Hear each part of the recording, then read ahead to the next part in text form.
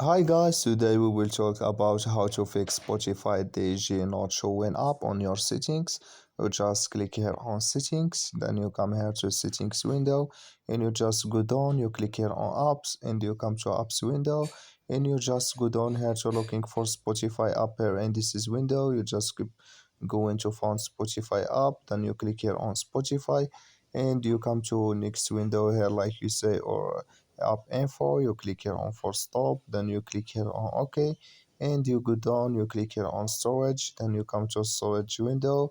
You just click here on clear cache, then you click here on clear data and you just turn off your Wi-Fi and turn on it and it's going to work with you.